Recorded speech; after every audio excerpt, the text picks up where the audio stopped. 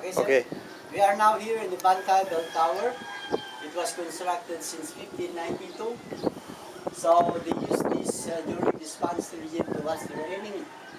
So we have the 5 shears, have different purpose.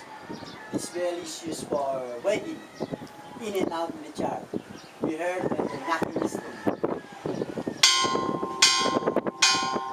Here come the bride.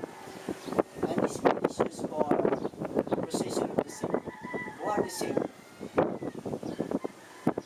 Saint Peter.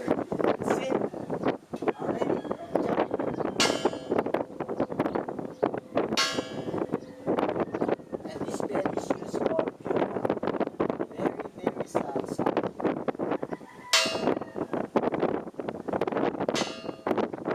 And this bell is used for if there's something building before or some burned houses, they use this bell.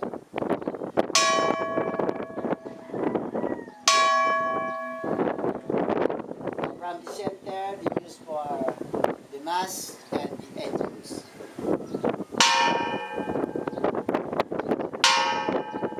When we heard the sound, we know the occasion inside the church. It's a thank you, sir. Thank you.